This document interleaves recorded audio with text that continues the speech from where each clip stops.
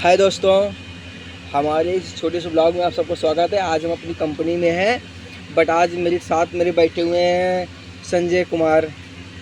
आज संजय जी से हम पूछेंगे कि संजय जी, आपने कब पढ़ाई की है, आप मतलब आज इस कंपनी में वर्क कर रहे हो, क्या आपको गवर्नमेंट जॉब के लिए या पढ़ाई आप किस तरह से की है कि आपको गवर्नमेंट सर्विस नहीं मिली और सफल नहीं हुए?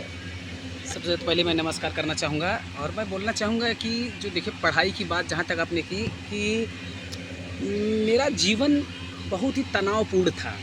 हमने गरीबी देखी।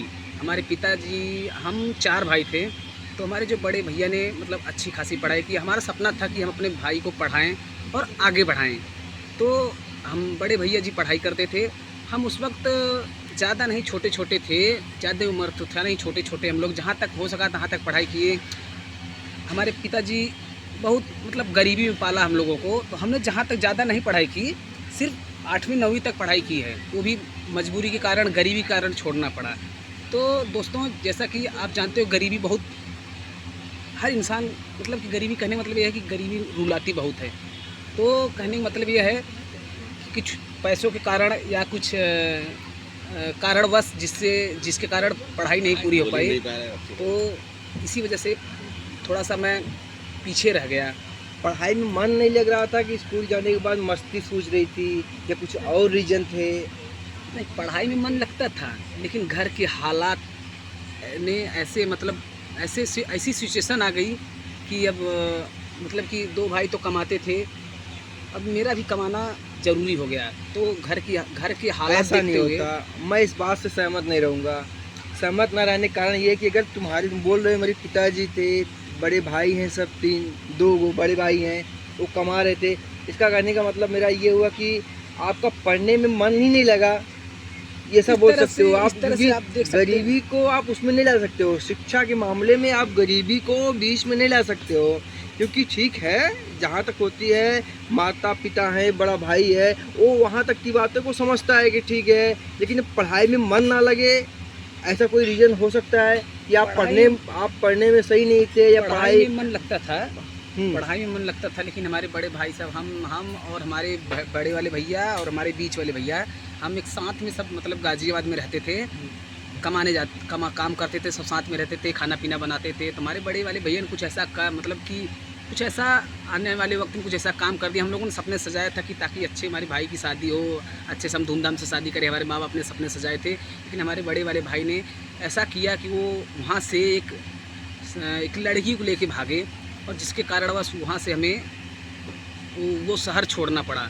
और शहर छोड़ने के साथ साथ हम मतलब बहुत सी ठोकरों का सामना करना पड़ा, बहुत सी मुसीबत आई जिससे हमें संघर्ष करना पड़ा, और जिसके कारण हमारा जो काम 3-4 साल पहले होना चाहिए, वो 3-4 साल पीछे चला गया। मतलब इसमें पहली गलती तो बड़े भाई ने आप कर दिया जी, क्यों, मतलब परिवार में थोड़ा तकलीफ़ें आ गई उनके कारण से।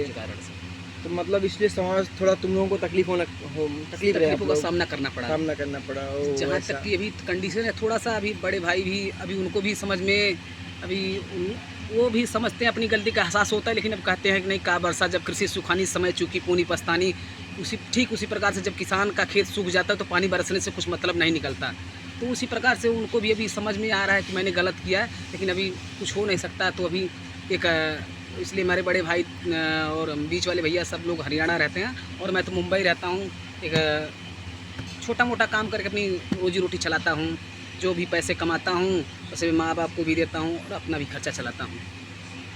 ऐसा। शादी हो गई है? शादी तो हो गई थी दोस्त। अभी शादी से अभी कहते नहीं, शादी भी हुई, डिवोर्स भी हुआ। आपका? जी, डिवोर्स भी हुआ, और डिवोर्स का दर्द इतना, अब आज के ज़माने में डिवोर्स का दर्द सब कोई नहीं जान पाएगा। जानते हैं आजकल लड़कियों का घर टूटने का सबसे बड़ा कारण क्या है? उनकी माँ। अगर लड़की ठीक है, हमारी पत्नी है, हम हैं, अगर हमारे दोनों में कोई अनबन है, तो 2 जने को बुला के या तो सबको सामने बात बताओ कि ये बात है, ये दिक्कत है। लेकिन लड़की अपनी माँ की बात मानती। तो अभी लड़की का घर टूटा, हमारा डिवोर्स हुआ, हमारा केस हुआ, हमारा हर चीज़ हुआ, क्लियर हो गया।